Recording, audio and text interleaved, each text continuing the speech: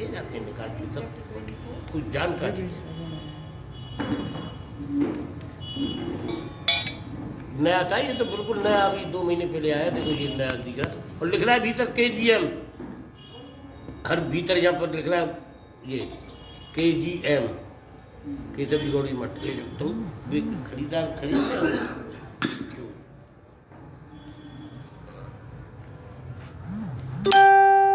सब पे मार करके लिख दी पहले।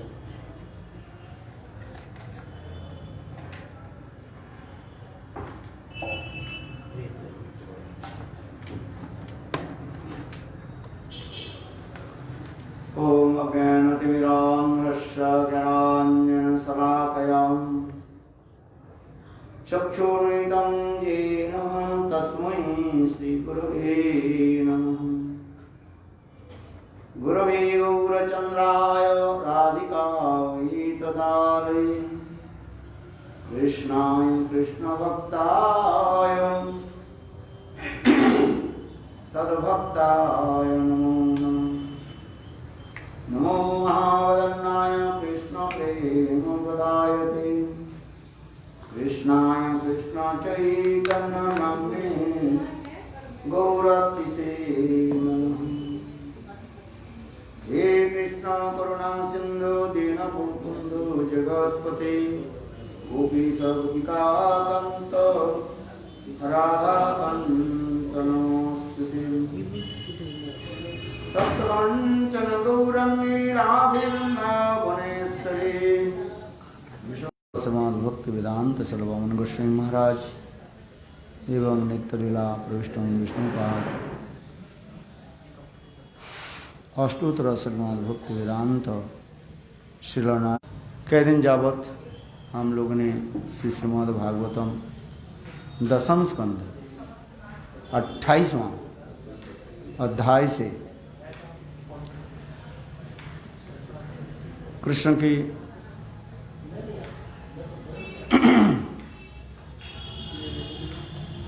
ब्रह्मलोक दर्शन आदि जो कराया उसके बारे में हम श्रवण कर रहे थे। जिस कथा हम लोग श्रवण कर रहे थे, जे नंद महाराज एकादशी के उपरांत द्वादशी के दिन रात्रि काल में जो आसुरिक बेला में जो स्नान किया उससे वरुण लोक नंद महाराज के वरुण लोक में ले गए और अनंतर यहाँ पर ब्रजवासी लोग नंद महाराज की निखोज होने के नाते सभी लोग हाहाकार करने लगे और कृष्ण नाम को लेकर के पारा नंदगढ़। हाँ वहाँ तो नंदगांव में, यहाँ तो नंदघाट में। नंदघाट यहीं पर स्नान करते थे ना, वही नंदघाट की कथा सुना रहे। तो नंदगांव इतनी दूर स्नान करने आते थे। तो राधा जी दीदी यहाँ पर आते थे, उधर जाने कोई विचित्र बात नहीं है, क्योंकि ये लोग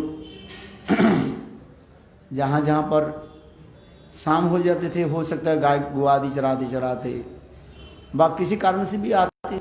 जैसे आप परिक्रमा करते करते शाम हो गया, वहीं पर आप विश्राम किया। जो लोग ये परिक्रमा करते हैं ना, केवल चौरासी को परिक्रमा करते हैं, हर रोज की तो बात नहीं है, विशेष विशेष दिन। तो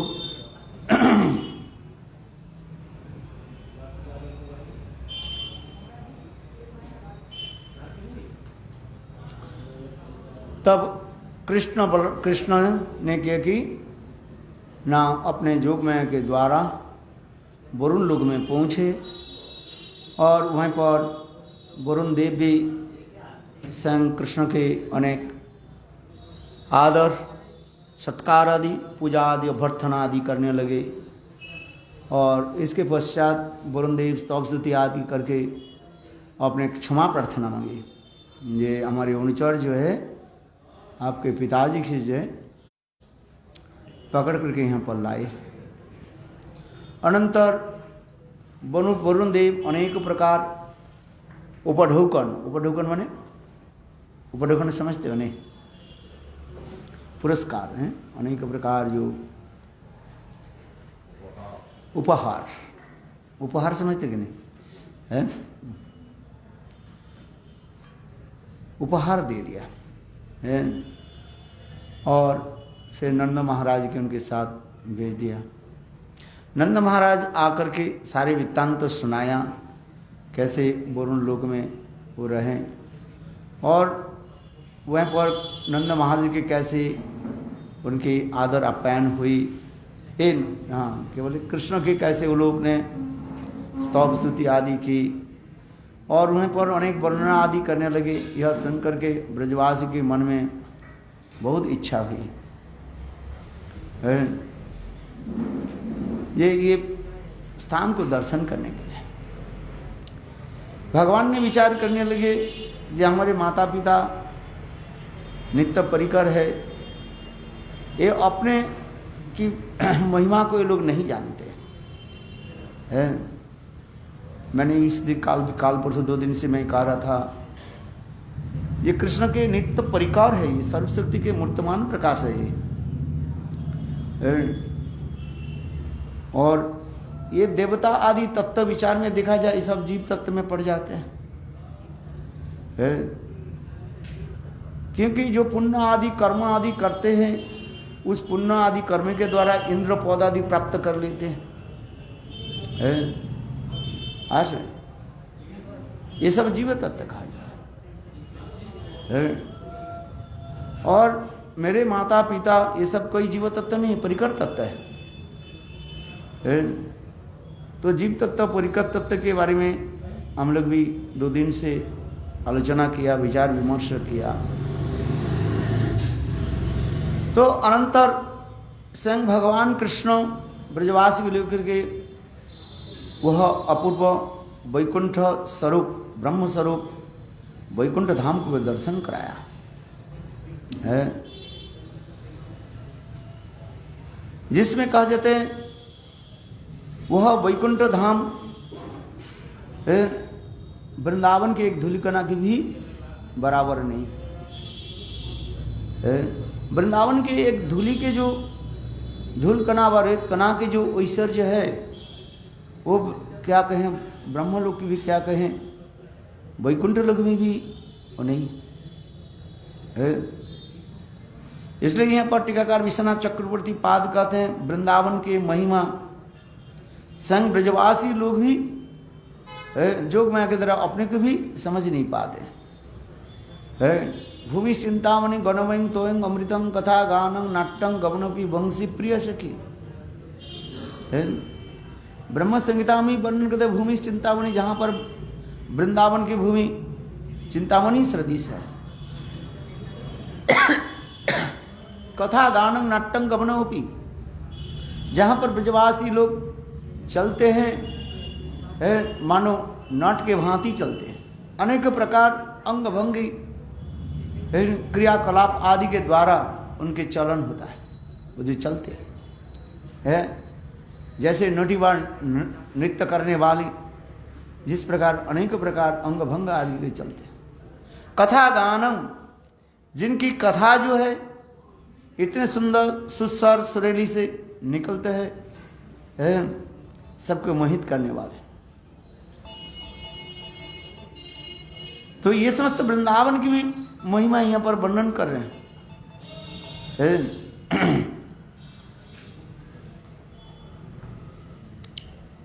महाकारुणिक संग भगवान कृष्ण वृंदावन के माधुर्य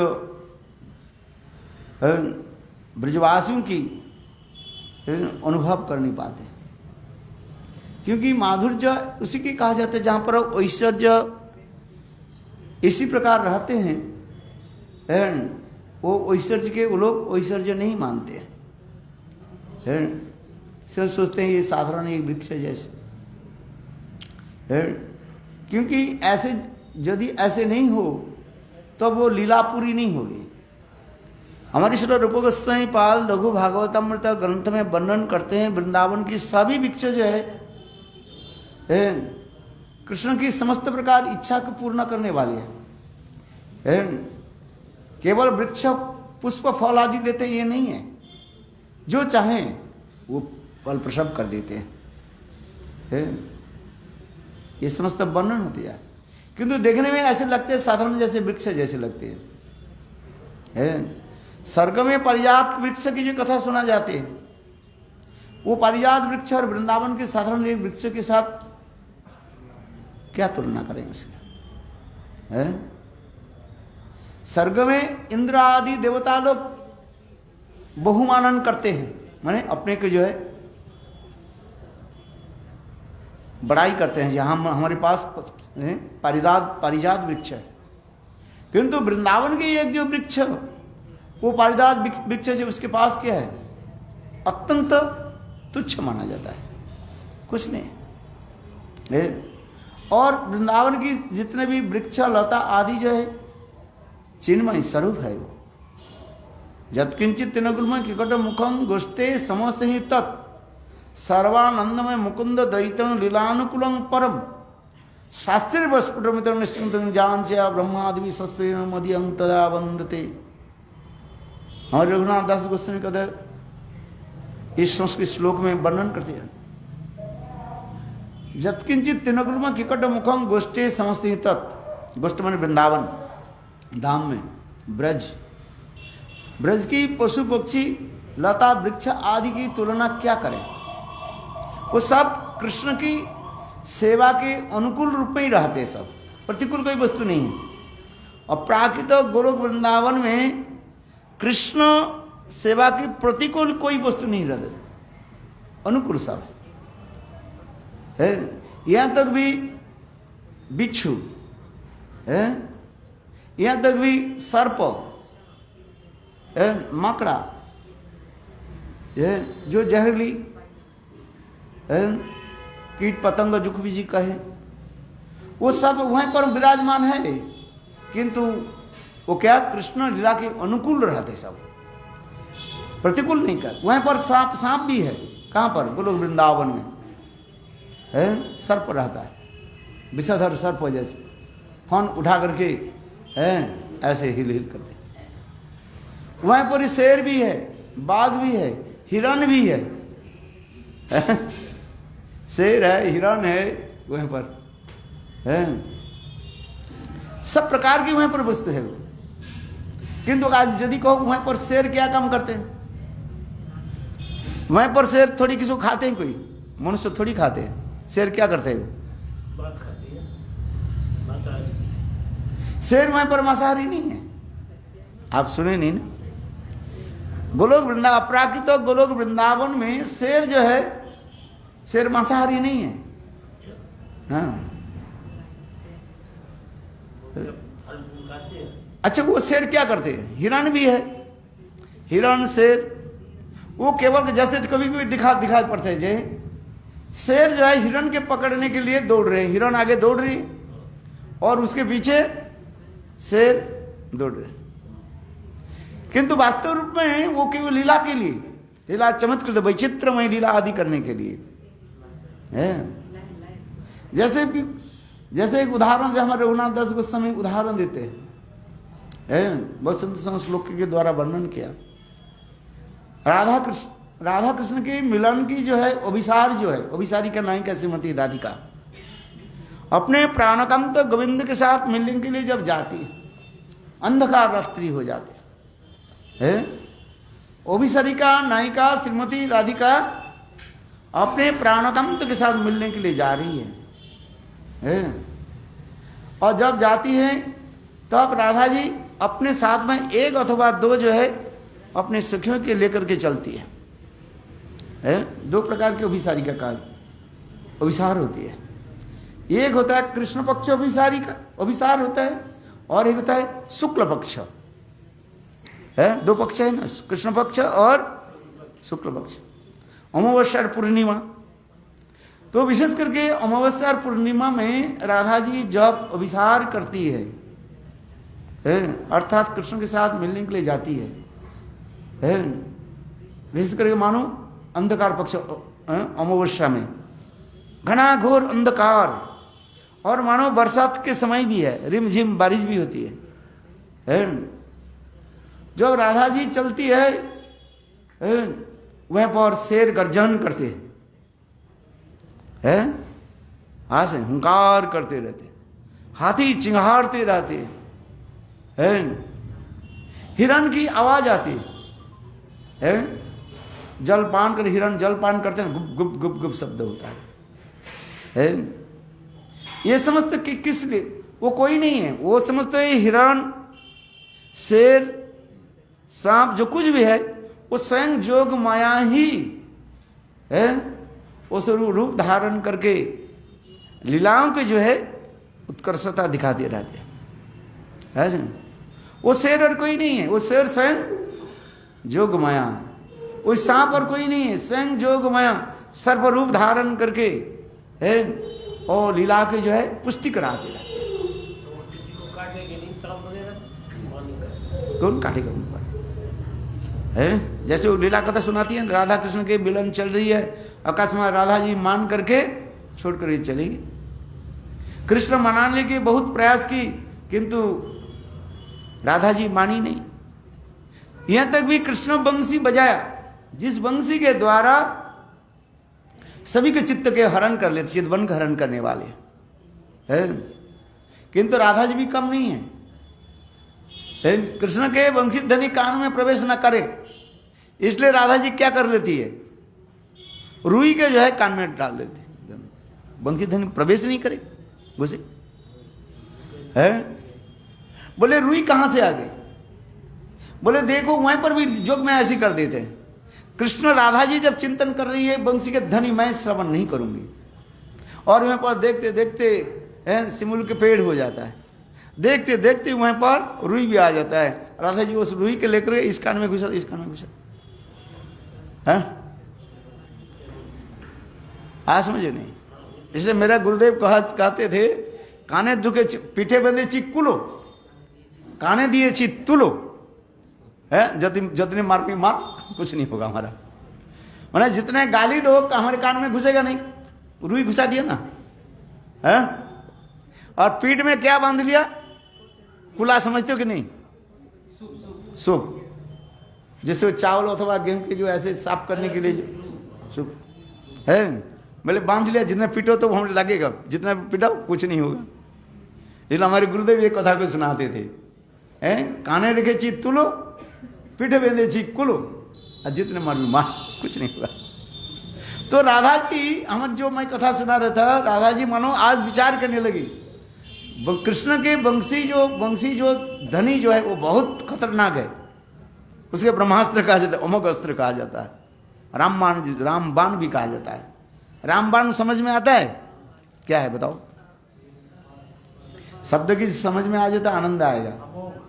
रामबाण वो अमोघ क्या है, बोले रामचंद्र की पीठ पर जो था क्या बोले, कर्कश है, उसमें एक ही बाण रहता है, और एक ही बाण लेकर के योजना कर देता है, वो लक्ष्य स्थल पर जाकर के वहीं पर मार करके फिर अपने आप आ जाता है, दूसरी बाण जरूरत नहीं होता। इसलिए कहा जाता है रामबाण, वो लक्ष्य में पहुंच जाएगा जरूर और फिर वापस आ जाएगा है। इसलिए कहता नहीं रामबाण, हमारे औषध जो है रामबाण के वहां है, कहावत है इसे अगस्त ऋषि ने, हाँ रवाई बाण रामबाण, माने वो जरूर काम करेगा, माने लक्ष्य स्थल पर जाएगा वो, माने विफल नहीं होगा। तो राधा जी चिंतन करने के साथ ही साथ देखो रुई आ गया, और रुई कान में लगा दी, दोनों कान। कृष्ण बंसी बजाए तो बंसी के कोई काम नहीं हुआ। अभी कृष्ण विचार करने लगे राधा जी के साथ, राधा जी के मान कैसे माना है? तो उस समय राधा जी ने किया कि जोग माया के स्मरण करने लगी, जोग माया उपाश्रितम। और देखते देखते राधा जी जिस रास्ते में जा रही है पगदंडी में जा रही है, और उस समय स्वयं जोग माया की एक सर्प, विषधर सर्प है, 5-6 फीट है लंबी है, काले सर्प जो है, कृष्ण सर्प, ऐसे फन को ऊपर उठाया है, अब फंस फंस फंस फंस करके लाल लाल उनके आंख ऐसे करते हुए, और लेलिहान जीभ जो ऐसे ऐसे करते हुए राधा जी के सामने आने लगे। राधा जी बाएं तरफ नहीं जा सकते, दाहिने तरफ नहीं जा सकते, क्यों, दोनों तरफ है, जंगल भी है और कांटे भी है, कहाँ जाइए, केवल पीछे की तरफ आ सकते। राधा जी ने क्या की है, पीछे आकर कृष्ण कृष्ण महाबाहो, हे कृष्ण ये महाबाहो कृष्ण मुझे तुम रक्षा करो, आकर के कृष्ण को क्या की, आलिंगन कर लिया है। देखो ये सांप क्या कर दिया, वहीं पर सेवा हो गया कि नहीं, राधा कृष्ण की मिलन की सेवा कर दी है। वहीं पर सांप काटते नहीं है, वो केवल इसमें लीलानुकूलम परम जत्किंचित तिनकुलम किकट मुखम गोष्ठे समस्ते तत् सर्वानंद मुकुंद द्वैतम लीलानुकूलम परम है। शास्त्र वस्फुट जंचा ब्रह्माद विशस्वे न मदीयंते अवंदते। यही तो वृंदावन धाम के विशेष वैशिष्ट। अपराकित गोलोक वृंदावन धाम में जितने भी प्राणी समूह है, जीवात्मा है, सब कृष्ण की लीला के अनुकूल, प्रतिकूल कोई नहीं है। ऊपर से देख ले प्रतिकूल, देखने से प्रतिकूल लगता है। जैसे मैंने अभिकार रघुनाथ दास गोस्वामी में एक श्लोक में वर्णन करते जा रहे हैं, श्रीमती राधिका जब अभिसार कर रही है अंधकार माने कृष्ण पक्ष में है, और अपने साथ दो एक कोई सखी को ले लिया, रूप मंजिरी और द्वितीय मंजिरी के लिए है, द्वितीय नस्त हस्ता स्कंद हस्ता। स्वयं राधा जी जा रही है और अपने द्वितीय सखियों के कान पर हाथ रख करके है चलती जा रही है। देखो अंधकार रात्रि है, दिखाई नहीं पड़ती है, वहीं पर कांटे भी है। अच्छा वहीं पर कांटे भी सेवा करती है, देखने से जैसे कांटे लगते हैं यहाँ पर। क्या बोले गोखरे कांटे होते हैं ना, अरे बबूल के क्या और गोखुर कांटे होते हैं। हाँ बहुत बहुत छोटा होता है, घुस जाता है पर निकालता नहीं है। तो वहीं पर ही कांटे भी है, राधे के चरण में लग जाते हैं, किंतु वास्तव वो कांटे जो राधे के चरण नहीं लगते, वो लीला के लिए दिखाते रहते हैं। और वहां पर क्या है, फिर राधा जी अंधकार रात्रि घनाघोर और रिमझिम भी बारिश होती है। आप ये चिंतन करें, ये रिमझिम बारिश हो रही है, अंधकार घनाघोर अंधकार रात्रि, कुछ भी दिखाई नहीं पड़ता, अपने पैर कहाँ रखा है वो भी दिखाई नहीं पड़ता है। अंधकार रात्रि घनाघोर अंधकार रात्रि, कुछ नहीं दिखाई नहीं पड़ता। राधा दी चल रही है अपने सखी के कान पर हाथ रख करके, और क्या हुई ना, आगे घनाघोर जंगल में शेर हुंकार करने लगे, है भयभीत का है, बोले कहाँ जा रहे, किस तरफ जा रहे, ये समस्त क्यों दिखाते हैं लीला को। जैसे कृष्ण मिलन में कितने कष्ट होता है। राधा जी कृष्ण के साथ मिलने के लिए जा रही है, इतने दुरह और अनेक प्रकार बाधाओं को जो है उल्लंघन करके जा रही है, बाधा को है। जैसे एक पर्वत में चढ़ने वाले पर्वत आरोही जिसको कहा जाता है, कितने बाधा को करके जाते हैं, हजारों बाधा, कोई ऊपर चढ़ जाता है फिर नीचे उतर जाते हैं। चढ़ाई रास्ता कभी इधर उधर होकर के, ठंडी गर्मी बर्फ है, सब प्रकार के जो है बाधाओं के अतिक्रम करके तब हिमालय के उच्च शिखर पर पहुंचते हैं। क्योंकि ये समझते लीला इसलिए दिखाते हैं ये कृष्ण प्राप्ति के लिए कितने बाधाएं हैं, कृष्ण मिलन के लिए कितने बाधाएं हैं। यदि तत्व विचार में देखें वास्तव रूप में नहीं है कुछ, ये वो सब लीलाओं के लिए दिखाते जा रहे हैं। इसलिए कभी कभी हमारे नरोत्तम दास ठाकुर और विद्यापति व चंडीदास के कीर्तन में, चंडीदास के कीर्तन में संग ललिता देवी सिखाती है राधा जी के, हे राधे तुम कृष्ण के साथ कैसे मिलोगे,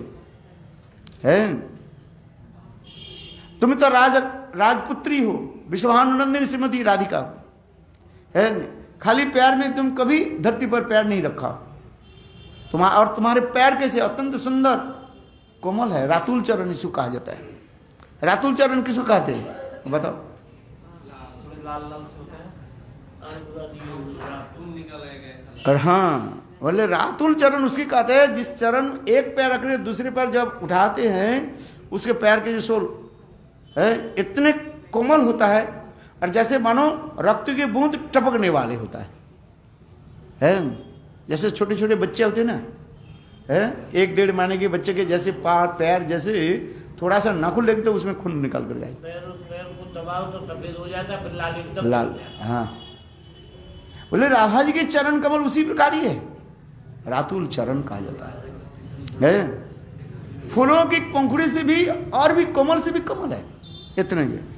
तो राधा जी वह वृंदावन की वहीं पर कैसे जाएगी है, इसलिए ललिता देवी सिखाती है, हे राधे तुम अपने घर में पहले चलना अभ्यास करो, है मंजिर चिरही झांपी है। संग ललिता देवी कहती है राधे देखो अभ्यास करो, खाली पैर में चलने के लिए अभ्यास करो, नंगे पैर में चलने का अभ्यास करो है। तो ललिता देवी क्या करती है, राधा के लिए कहते हैं जल जो है पानी जो है आंगन में डाल देती है, डाल दिया आंगन में, कीचड़ हो गया, उसमें छोटे छोटे कांटा भी और कंकड़ पत्थर भी रख दिया। कहते हैं राधा की सिखाती है चलो इसके ऊपर कैसे चलना है। राधा चल नहीं पाती है, गिर जाती है, फिर बार बार ललिता देवी कहती है करो सीखो, क्योंकि रात अंधकार रात्रि में और जहाँ पर रिमझिम बारिश होती है तुम कैसे दो तो दिखाई नहीं पड़ेगी कहाँ कांटे हैं क्या है कैसे जाओगे, चलो धीरे है। कंटक गाड़ी पततल सम मंजिर चिरही झांपी है। हमारे चंडीदास करते विद्यापति के कीर्तन है मैथिली कवि विद्यापति कदम है, हाँ उसमें लिख रहे उसमें है। चलो और फिर कहती है देखो रात्रिकाल में जब बारिश हो, विशेषकर बरसात के समय रात्रिकाल में को सांप आ जाएगा, सांप से तुम कैसे बचोगे, सांप काट देगी तुम्हें है। बोले जाओ भागुरी ऋषि के पास जा करके सांप को जो है मोहित करने के लिए मंत्र सीख कर लिख करके आओ है। देखो ऐसे मस्त सिखा दे। वास्तव में वृंदावन में ये सब नहीं है, किंतु लीला वैशिष्ट लीला माधुर्य के लिए, लीला की उत्कर्षता के लिए, लीला उत्कर्षता माधुर्यता प्रकाश करने के लिए है ये समझता दिखाते रहते है। फिर मैंने जो कहा वृंदावन कैसे मधुर धाम है जहां पर लीला आदि चलते रहते और ये सारे जो कुछ है सब कृष्ण लीलानुकूलम परम, कोई लीला के प्रतिकूल वस्तु नहीं रहता है। कृष्ण की प्रकट अप्रकट लीला की एक विशेष वैशिष्ट, अप्रकट जगत में जो लीला होती है वहां पर कोई असुर की मूर्ति नहीं रहता है, वहां पर पुतना नहीं है, कितना पुतना मोक्षण लीला भी है पुतना नहीं है वहां पर। बोले पुतना मोक्षण लीला कैसे होती है, क्यों अपरागित जगत में असुर की नहीं होता है, केवल वहां पर भाव मात्र रह जाता है। कृष्ण के जन्म लीला नहीं है, कृष्ण की जन्म होती है। कुछ जो ऐसे विरोधी शब्द रहने पर भी जोग में उसे कार्य संपादन करते रहते हैं क्योंकि वहां पर कोई असुर नहीं है। और जो कुछ भी लीला आदि संपन्न लीला आदि करने के लिए संग जोग माया ही है, वो समस्त रूप धारण करके राधा कृष्ण की लीलाओं के जो है संपादन करते आगे बढ़ाते रहते हैं। इसलिए कह रहे हैं वृंदावन ये अपराकित, किंतु देखो किंतु वृंदावन की जो रहने वाले व्यक्ति वो समझ नहीं पाते, अपने स्वरूप के बारे जान नहीं पाते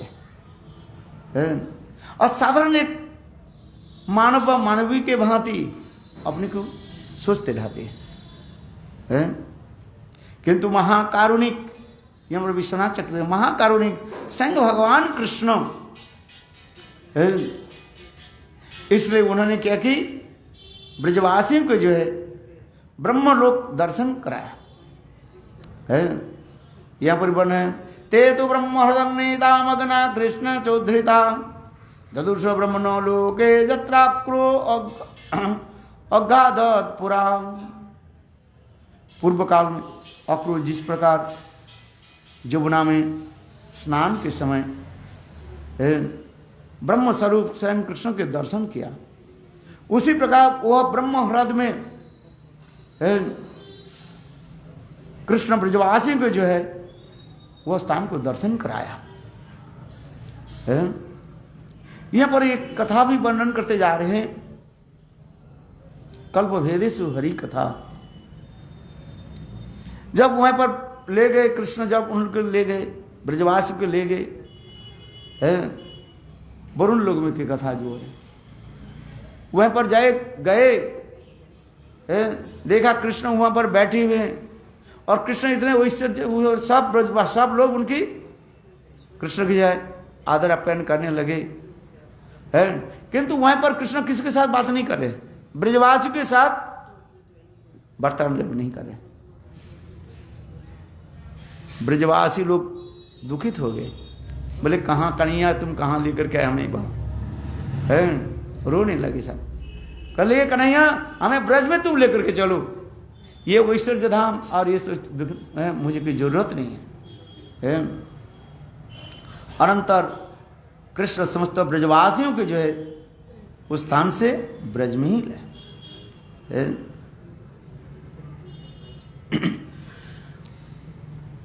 इस प्रकार आगे कथा वर्णन करते हैं श्रील सुखदेव गोस्वामी पाद। परीक्षित महाराज के निकट कृष्ण की अनेकों लीला कथा को जो है श्रवण कराया, क्योंकि पहले मैंने कहा श्लोक में आ रहे हैं, ये ब्रज सुखदेव गोस्वामी पाद के हृदय में ब्रज की लीला कथा छोड़ करके और किसी कथा में उतना उत्साह नहीं रहता है। किंतु बीच बीच में जो बाहर की कथा आदि बोलते रहते हैं, ये केवल वहीं पर जो कर्मी ज्ञानी जोगी आदि के लोगों की रिझाने के लिए है। किंतु वास्तव रूप में सुखदेव गोस्वामी के हृदय ब्रज प्रेम ही डूबे हुए थे, है, और कुछ नहीं है। क्योंकि जो ब्रजवासी जन होते हैं, ब्रज की हृदय जिसमें वो कहीं नहीं कुछ भी बोले, उनकी ब्रज की कथा जब तक नहीं बोले उनके हृदय प्रसन्न नहीं होते।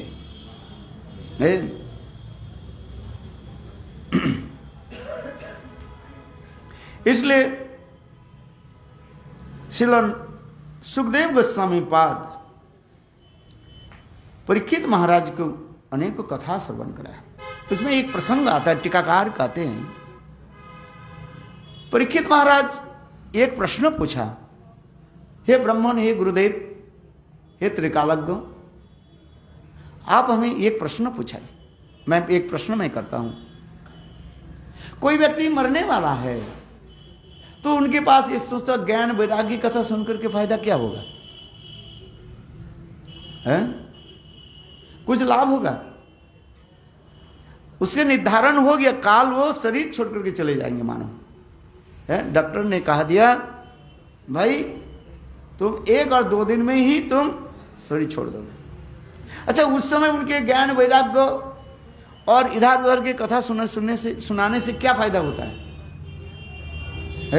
वो तो स्वयं ही भयभीत हो जाते हैं कि काल मैं मर जाऊंगा, मेरे धन संबल उस क्या। और उनके निकट वैराग्य की कथा गरुड़ पुराण सुनाने से क्या फायदा होता है? होता ही कुछ?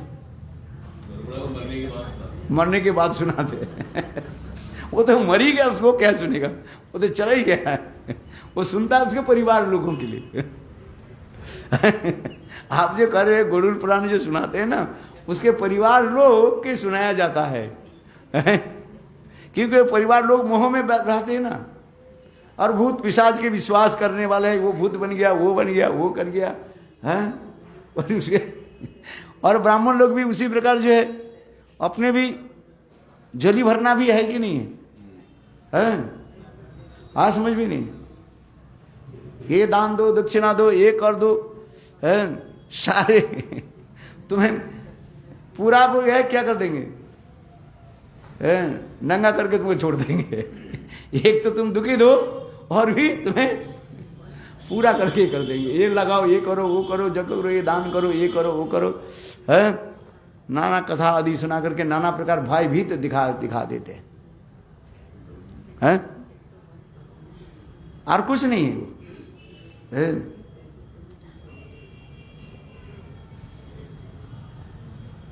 तो यहीं पर ये कथा करें, सुखदेव गोस्वामी पाद स्वयं कहने लगे, राजन इमांस्ते राजन, हे राजन मैं आपके निकट अनेकों जो है बड़े बड़े राजाओं की ज्ञान वैराग्य आदि की कथा सुनाया। सुखदेव गोस्वामी पाद निष्कट रूप में कहने लगे, हे राजन परीक्षित महाराज, आपके निकट जो मैं अनेक बड़े बड़े राजाओं की ज्ञान वैराग्य आदि की कथा सुनाया, जैसे पुररवा की कथा आदि आप लोग सुना है? अनेकों ज्ञान वैराग्य राजाओं की कथा, शिवी महाराज की कथा है, और क्या नाम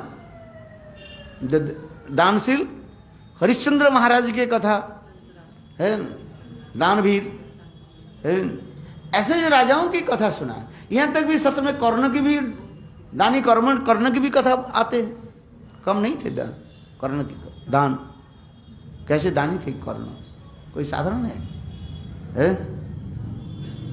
तो ऐसे से, अच्छा बताओ, ऐसे से दानवीर, कर्मवीर, ज्ञानवीर, जोगी, ऐसी कथा को, ज्ञान वैराग्य कथा को सुनाया किस लिए? संघ परीक्षित महाराज कह रहे हैं, हे राजन इसकी कथा को सुनाया, वास्तव रूप में उसमें कोई भक्ति की विशेष कोई वैशिष्ट नहीं है। ये यहाँ पर जो जितने भी लोग बैठे हुए हैं, इसमें ऐसे ऐसे लोग बैठे हैं उसी कथा को सुनने के लिए चाहते हैं, कि जो जिस स्टेटस में है स्तर पर है, उस कथा को सुन करके वो प्रभावित होते हैं, और कुछ नहीं है। किंतु ये समस्त कथा आपके लिए नहीं है, और उसमें जो सुनाया कथा जो है, उसमें अंतम में उनके ज्ञान वैराग्य आदि के बाद कहीं नहीं जाकर के सामान्य रूप में भक्ति में प्रवेश किया है। किंतु ये नहीं है जो ज्ञान वैराग्य के द्वारा भक्ति प्राप्ति हो जाए, ऐसे कोई जरूरी नहीं है। इसलिए कहते हैं ज्ञान वैराग्य कबू नहीं भक्ति अंग, ज्ञान वैराग्य कोई भक्ति का अंग नहीं है। कोई मानो बहुत श्रुतिधर है, हजारों एक साथ में अनेक श्लोक याद कर लेते हैं, श्रुतिधर है, एक ही साथ में हजारों श्लोक वर्णन कर देते हैं। जैसे वो ब्राह्मण, क्या नाम था, दिग्विजय पंडित जो थे, केशव काश्मीर, सरस्वती के बरपुत्र, साक्षात सरस्वती देवी की वशीभूत करके अपने कंठ देश में रख लिया, और जो कुछ भी बोलते थे, श्लोक बोलते, वो सरस्वती बोलना शुरू कर दिया, जिसकी कथा हम सुनाते हैं। चैतन्य महाप्रभु मिवान उन्होंने कैसे पराजित किया। अच्छा, क्या विद्या बुद्धि पंडित्य के द्वारा उसे भक्ति हो जाती क्या? उससे की भक्ति के संबंध में कुछ नहीं। कहीं कहीं जाकर के वो भक्ति के सामान्य दिशा निर्देश कर देते हैं, यहाँ तक है कि जरूरी नहीं है। इसलिए ज्ञान वैराग्य कबू न है भक्ति रंग, ये ज्ञान वैराग्य भक्ति का अंग नहीं है। भक्ति एक स्वतंत्र शिक्षा है, और वो भक्ति कैसी होती है ना, भगवान की भक्तों की संग से ही भक्ति है। भक्तिस्तु भगवद्भक्त, भक्तिस्तु भगवद्भक्त सत्संग में जाती भक्त, क्या सत्संग प्राप्त भूमि सुकृति पूर्व संचित है। भक्त के जैसे से भक्त के संग किया जाए, उस भक्त के संग से ही भक्ति उदय। और ये ज्ञान वैराग्य के आगंतुक आ जाता है, आगंतुक समझते हो, वो अपने आप, जैसे आग जलाने पर, रसोई घर में आग जलाने पर रसोई घर अपने आप क्या हो जाता है, गर्म हो जाए। रसोई घर के गर्म करने के लिए आग नहीं जलाया, आप तो आग जलाए किस लिए, रसोई बनाने के लिए। किंतु भक्ति अनुशीलन करने पर ये ज्ञान वैराग्य अपने आप ही हो जाते हैं। भक्ति की स्वाभाविक क्रिया है, वो अपने आप प्रभाव करेगा। इसलिए ज्ञान वैराग्य नहीं कबू भक्ति रहूंगा, ज्ञान वैराग्य भक्ति कहूंगा नहीं। इसलिए कहते जा रहे हैं। इसलिए स्वयं परीक्षित महाराज सुखदेव गोस्वामी पाद कहने लगे, मैंने आप लोग के आपके निकट जो मैंने इस समस्त बड़े बड़े राजाओं के उपाख्यान सुनाया, उनके ज्ञान वैराग्य की कथा सुनाया है। हाँ, कहाँ कहीं से ज्ञान वैराग्य आदि के बाद फिर मैं भक्ति में प्रवेश किया, जय चित्रकेतु महाराज की कथा सुनाया है, कैसे विषयी थे। फिर नारद ऋषि के कृपा से सब कुछ छोड़ करके कैसे महाभागवत बन गए चित्रकेतु महाराज है। और फिर अंत में देखो संकर्षण से दीक्षा प्राप्त आदि करके और कैसे उत्तम भागवत होकर सर्वत्र विचरण आदि करने लगे है। तो ऐसे कभी कभी विषयी लोगों की, विषयी जो है भक्त के आदि के, उत्तम भक्त आदि के संग प्राप्त करके भी करके ज्ञान वैराग्य आदि के द्वारा फिर अंत में भक्ति में प्रवेश कर जाते हैं। तो यहां पर भी कहते जा रहे हैं। किंतु सुखदेव गोस्वामी पाद कह रहे, महाराज परीक्षित, आपके आगे की कथा मैं श्रवण कराता हूं, जिसमें विशेष करके जो है कृष्ण के सर्वोत्तम जो लीला माधुर्य जो है वो मैं आपके निकट वर्णन करता हूं।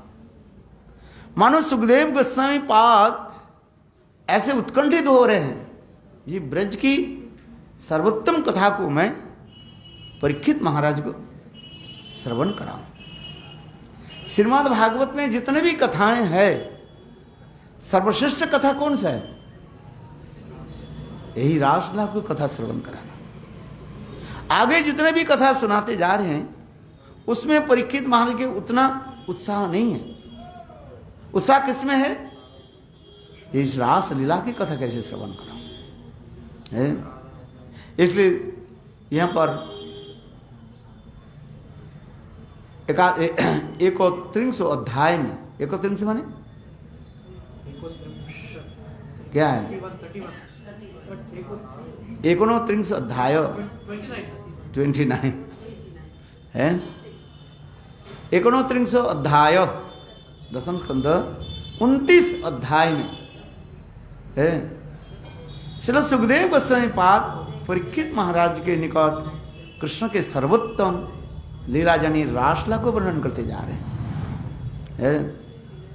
इसमें बहुत सुंदर आदि वर्ण होते जा रहे हैं, क्योंकि सुखदेव गोस्वामी पाद इतने समय तक उत्कंठित होकर रह रहे हैं, ये कब मैं इस कथा को वर्णन करूं है। श्रीवादराणी उवाच भगवानोऽपि तारात्रि शरदुत्फुल्ल मल्लिका विक्षरन्तो मनश्चक्रे योगमायामुपाश्रितः तदोरुराज कुकुर्विकरैर्मुख प्रत्यविलिम्पन उरुणेन सन्तमयि स चकर्षिणाम् उद्गा शुशो मृजनं प्रियं प्रिय एव दीर्घदर्शनं दृष्ट्वा कुमुतवन्तम् अखण्डमण्डलं रमा अननभं नवकुङ्कुमम् आरुणं वनं च तत्कोमलगोभिरञ्जितं जगौकलं वामदिशा मनोहरं निसम्मगीतं तदनङ्गवर्धनं व्रजस्त्रिय कृष्णगृहीतमानसा आजग्नु अन्नुरन्नलक्षितोद्यमा सजत्र कान्तो जबलोकुण्डलः। श्रील सुखदेव गोस्वामी पाद कहने हे महाराज परीक्षित, आपके निकट मैं कृष्ण के सर्वोत्तम जो लीला रासलीला वर्णन करता हूँ। इस रासलीला की प्रीफेस में, मुखबंध में हमारे आचार्य पाद कहते हैं, ये जो 5 जो अध्याय है, इसके 5 अध्याय को क्या कहते हैं? पंचप्राण कहा जाता है पंचप्राण। 29 से लेकर के 33 अध्याय तक है, 33 है, 29 से लेकर के 33 अध्याय तक जो कथा जो वर्णन किया गया, ये कथा अतीब सुंदर और हृदय को जो है स्पर्श करने वाले है। क्योंकि इस कथा के अंत में यानी रासलीला की महत्व, श्रवण की जो महत्व स्वयं सुखदेव गोस्वामी पाद 2 श्लोक के द्वारा ही वर्णन कर दिया है। विशेष करके एक श्लोक जो है, क्या श्लोक है?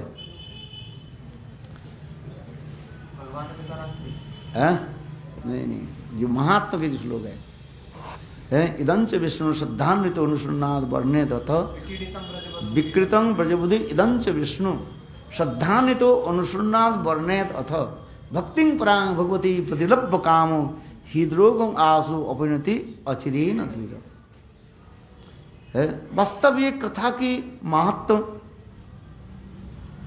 अतीब गंभीर भी है, क्योंकि जब हम कोई कथा सुनते हैं व कुछ हम अध्ययन करते हैं, उसके बारे में हम जानते हैं इस कथा को फलश्रुति क्या है।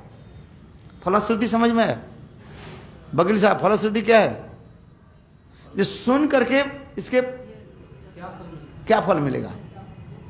भाई हम इतने समय तक बैठे, 2 घंटे बैठे हैं, हमें फायदा क्या हुआ? इतने समय दुकान पर बैठते, 10 खरीदार आ जाते और हमारे पास कुछ पैसा हो जाता है।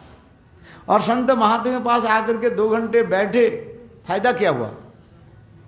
कुछ नहीं है। हम जब संत महात्मा के पास बैठते हैं, हम तो फायदा देखने चाहते हैं ना, लाभ हो कुछ। ऐसे ऐसे बस ठंडी के समय कम्बल ओढ़ करके बैठ जाते हैं, सो जा।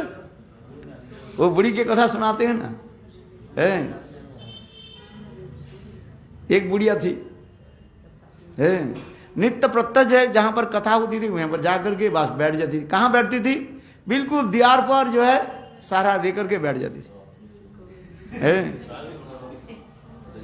दीवार पर सहारा लेकर के, बस दीवार में सहारा लेकर के बैठ जाती थी। हमारे अरविंद ऐसे ही बैठे हैं। हाँ,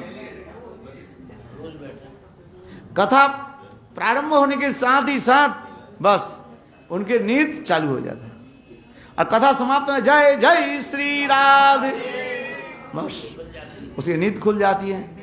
और नींद खुलने के बाद कथा भाई देखो, श्रोता कहते उतना ही तो एक होना चाहिए। क्या होनी चाहिए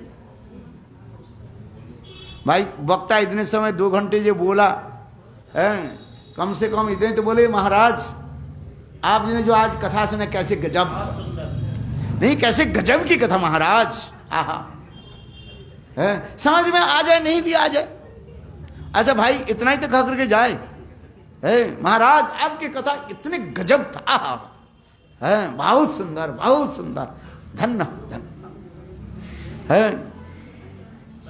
अच्छा ये संसार में ऐसे होते हैं। एक व्यक्ति, हम कोई उदाहरण भी देता हूं। हाँ, अच्छा ये संसार में भाई एक रसोईया जो अच्छी तरह से रसोई बनाया, 3 घंटे गर्मी के समय खूंते ढकर करके पसीना निकाल करके रसोई बनाया और खाना खाने वाले जो है खा पी के चले गए और कुछ नहीं बोले, उनके मन खराब हो जाता है।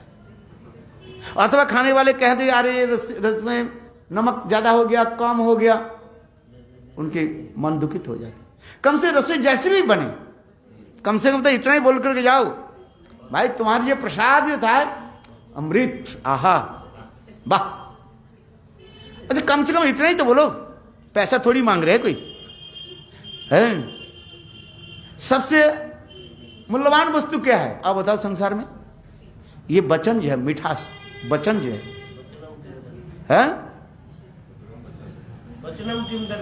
हाँ वचन किम दरिद्रता। अरे इतना ही तो बोल करके जाओ जहां महाराज आपकी कथा जो इतने गजब था, आहा बहुत सुंदर। जैसे भी हो, तुम्हें कितना पल्ला में पड़ा दूसरी बात है, सबके पल्ला में एक थोड़ी पड़ जाएगा। हाँ समझ में, और सबके थोड़ी सुनाई पड़ता है सब कुछ।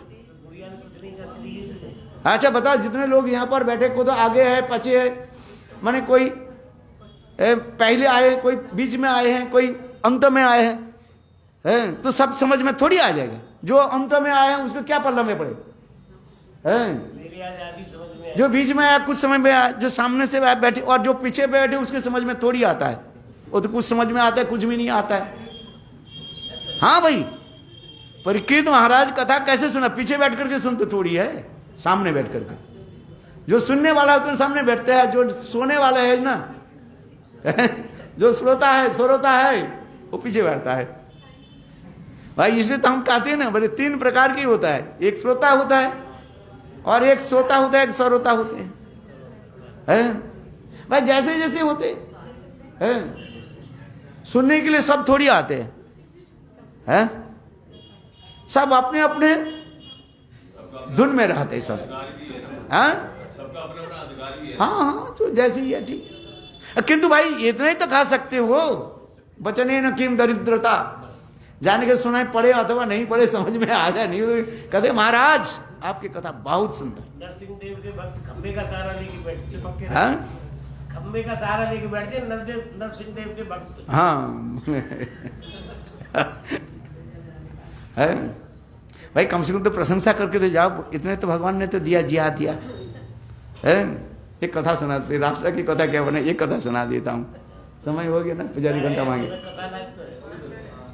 अच्छा देखो, एक व्यक्ति कोई संत महात्मा के पास गए, कहले महाराज है घर में मेरा पत्नी जो है हॉर्स रोज जो है कलह करते रहते, क्या करूं? मैं कभी कभी सोचता हूं जो सब छोड़ छाड़ करके आपके पास आ जाऊं। देखो दिन रात मैं ऑफिस में काम करता हूं, ऑफिस में जाता हूं, ऑफिस में थोड़ी सी कुछ लेट हो जाता है, कुछ हो जाता है। हमारे ऊपर वाला जो बस जो है बोलते रहते हैं, काम इतने जोर दे देते हैं, क्या करो? और घर में आगे बस पत्नी के वही शुरू हो जाता है, टेप शुरू हो जाते हैं।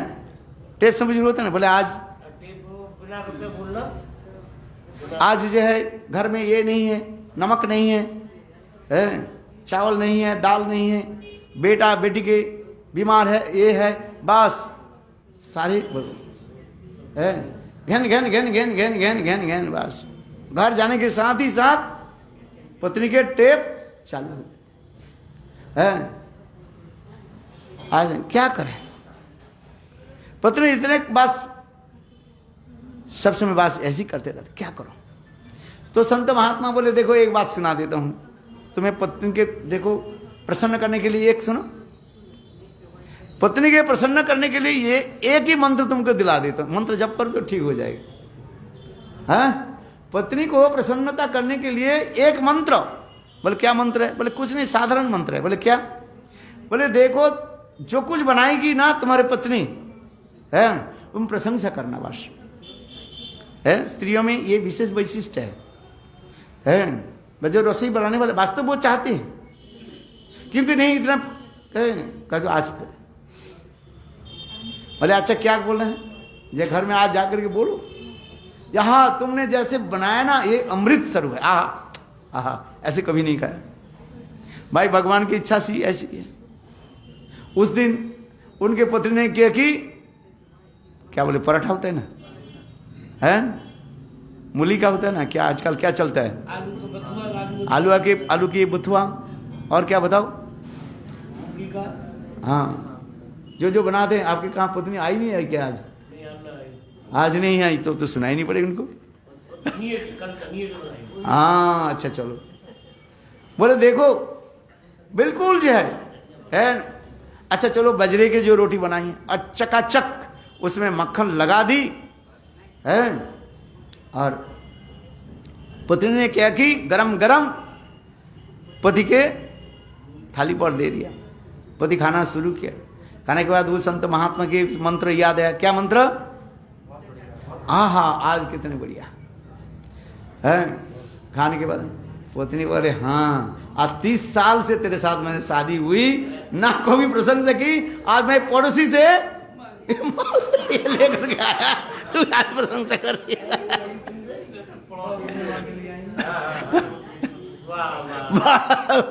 वो पकड़ लेती है ना। तो भाई देखो अभी कभी ऐसे करो, देख समझ करके करो तो भाई प्रशंसा हैं? समझे नहीं? किंतु वास्तव ये है, कहने की तात्पर्य वास्तव फलश्रुति हमें भी जाना चाहिए। हम रासलीला की श्रवण करने से हमारे फल क्या है? इसका विकृतं भजबुद्धि इदं च विष्णु श्रद्धान्वितो अनुसुन्नाद वर्णेत अथ भक्तिं परां भगवती पतिरब्ब कामो हृदरोगं आसु अपरिणति अचिरेण धीर। भगवान के ऐसे मधुर लीलाओं की कथा अत्यंत श्रद्धा के साथ, अब हमें जिस कथा को जो रासलीला कथा के वर्णन करके जा रहे हैं, इसमें एक विशेष क्या है?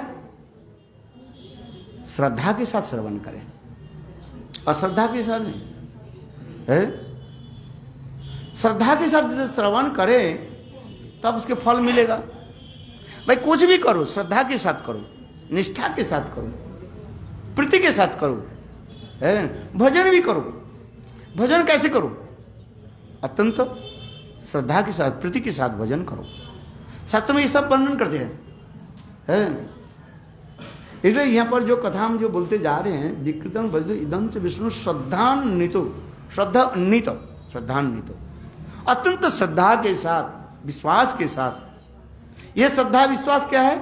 ये रासलीला मैं वर्णन करते जा रहा हूं, बा वर्णन किया, ये कोई नहीं करे। कौन कर रहे हैं? स्वयं भगवान है। जिसमें कहते हैं, क्या लिख रहे हैं? भगवानोपि, यह भगवान कहने पर कौन भगवान है? वर्णनन श्याम सुंदर, और कोई नहीं। कृष्णस्तु भगवान स्वयं भगवान वर्णनन श्याम सुंदर। इसके ऊपर हम जोर दे रहे हैं। जो रासलीला कोई कर रहे हैं, रामचंद्र नहीं कर रहे हैं, विष्णु नहीं, क्या बोले, वैकुंठ अधिपति कृष्ण नारायण की नहीं कर रहे। ये स्वयं वैनंदन श्याम तो द्वारकाधीश मथुराधीश नहीं है, ये स्वयं वैनंदन श्याम सुंदर है, यशोदानंदन, ये लीला आदि करते जा रहे हैं। इसलिए कहते हैं भगवान भी तारत्री, इसको विश्वास करके श्रवण करना है। काल आगे कथा हम श्रवण करेंगे। वंशा कृपा सिंधुमेव च पतितानां पावनेभ्यो वैष्णवेभ्यो नमो नमः।